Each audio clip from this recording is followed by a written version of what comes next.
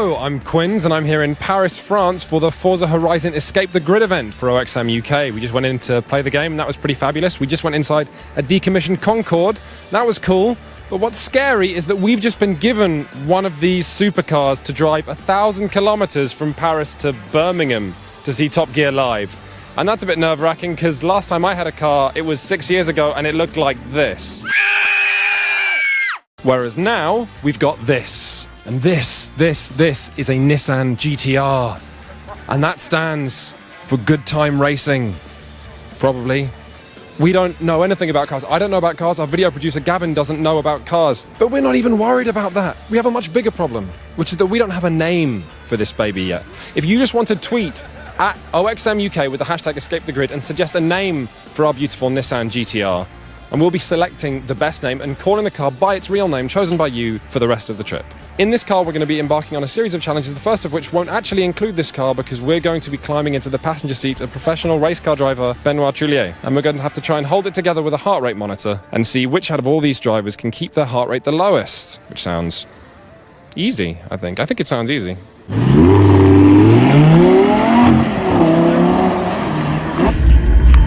I'm James Bond, I'm James Bond, I am James Bond.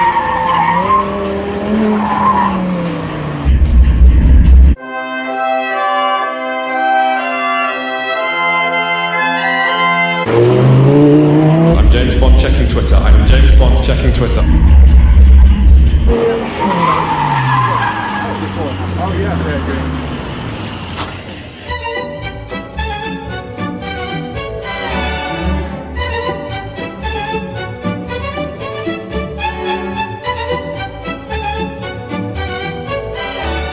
So we just rolled from an airfield into the centre of Paris. You can actually see the Eiffel Tower up there. Look at that.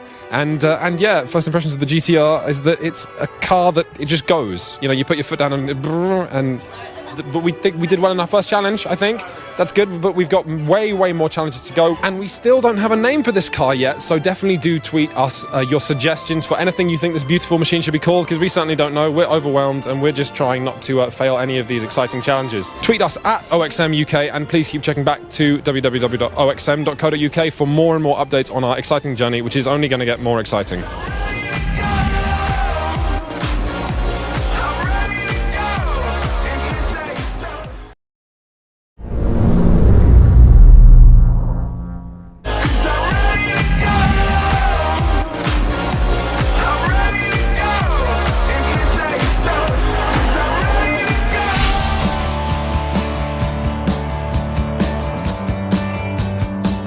So this is day 2 of our 1,000-kilometer road trip from Paris to Birmingham. We've escaped the grid, we've escaped Paris, we've escaped the rest of the convoy.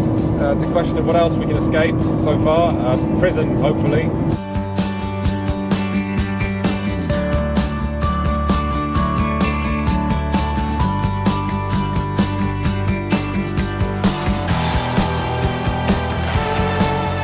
We are fast running out of petrol. That last rest stop we were waiting for was closed, and we've just driven into Silent Hill.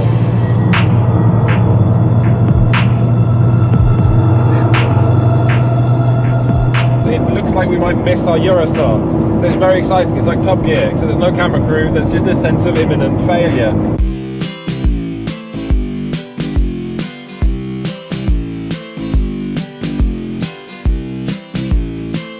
We have arrived at the Eurotunnel now. We came first, actually. It's not a race, but we did come first, which isn't bad considering we couldn't even turn the car on yesterday. But priorities, we have a name for this creature now. All your wonderful suggestions on Twitter. We liked Carly.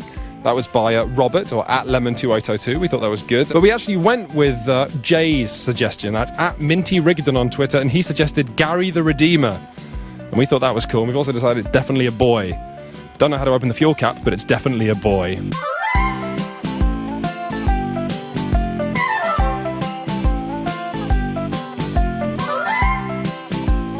Something I didn't think would happen is I'm actually starting to get attached to Gary. On the way here, Gary was telling us how much petrol he had, which wasn't much, but he was telling us how far it would get all of us, what the most efficient speed to travel was, where to go.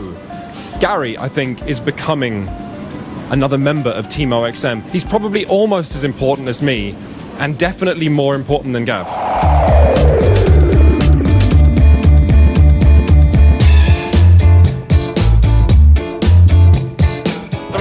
time looking for Gary's button as to how to open the fuel cap. Yeah.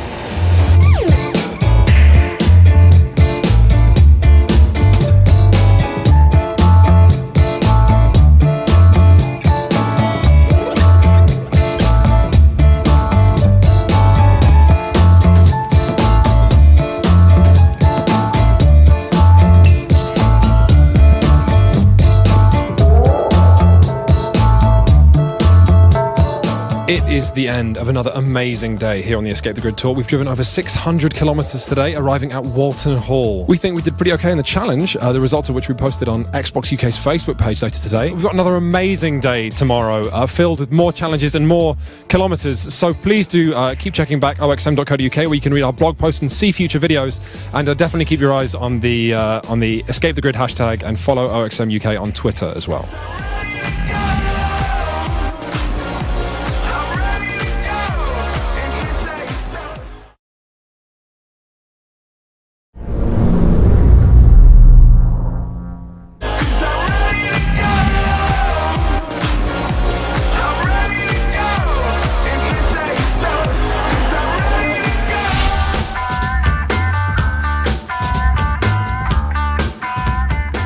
Hello and welcome to day 3 of our Forza Horizon Escape the Grid event. Today we're off to meet the developers of Forza Horizon, and I've been boning up on some car facts to impress the developers with. Here's something interesting involving polar inertia and some paint cans. I bet the devs will be impressed by this.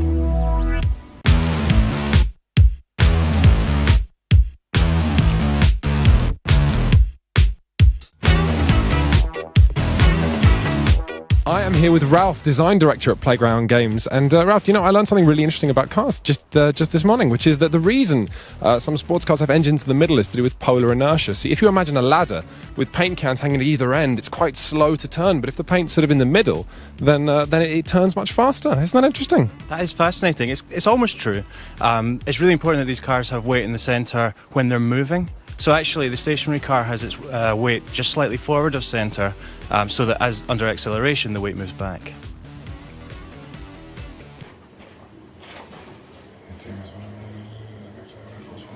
Well, did you know the GTR's original name was Godzilla? Yeah, I did.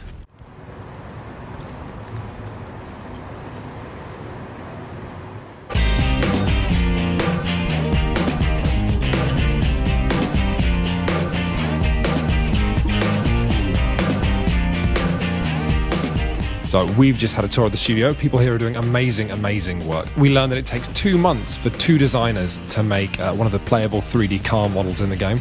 We learned that the people here had to hit the Forza engine with a big bag of spanners to get it doing day-night cycles and the incredible draw distances that you see. And we learned about a bit of a contentious issue, which is how dark really should night be, because Forza's a simulation, but driving in pitch black isn't really very fun. We also had a challenge, so here's a bit of that.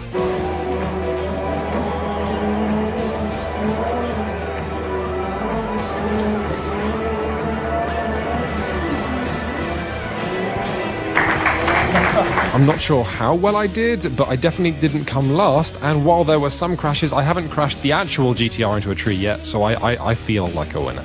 I'm here with Simon Gibson, lead vehicle artist on Forza Horizon, and you were just telling me about how designing these 3D models is a bit like doing Sudoku, but in 3D? Yeah, pretty much. So if you're trying to get all the shapes right, but you don't get them all right together, the whole illusion just falls apart, and that's a big thing, because when you're trying to get a manufacturer to agree to have a Nissan GTR in the game, they want to make sure that the car is exactly right, is spot on. So we have lots of different techniques to try and solve this 3D problem, but really it's a case of, can you do 3D Sudoku?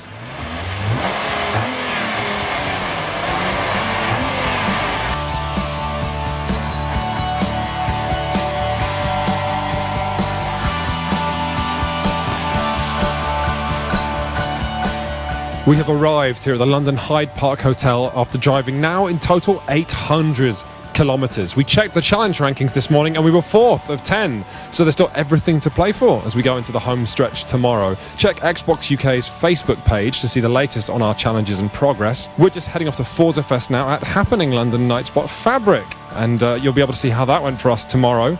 as well as checking out whether we won the Escape the Grid tour. And as always, keep checking the Escape the Grid hashtag on Twitter, as well as following OXM UK for our latest updates.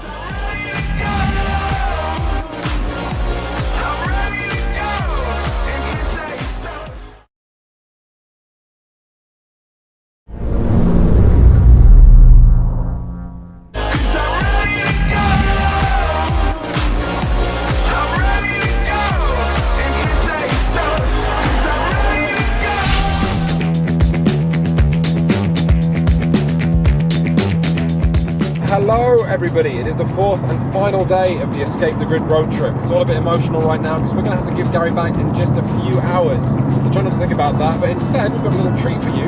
Last time we went to Forza Fest at London's Fabric nightclub, and we've got a quin's eye view of what went down.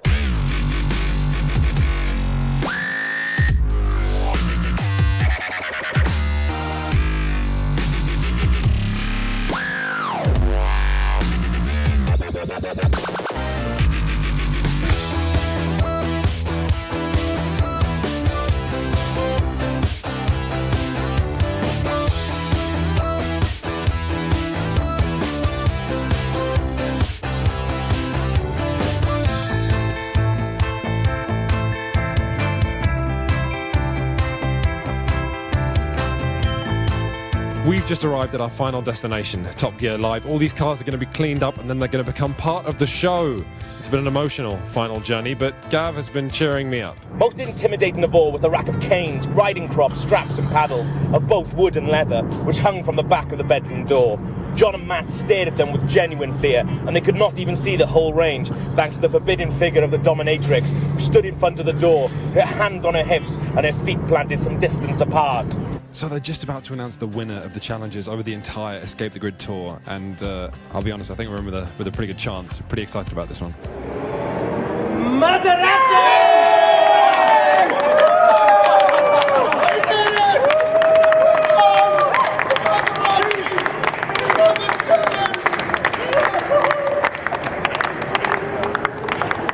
So he didn't win, but you know what? It doesn't matter because this week's been all about Gary, and here are some of his best bits.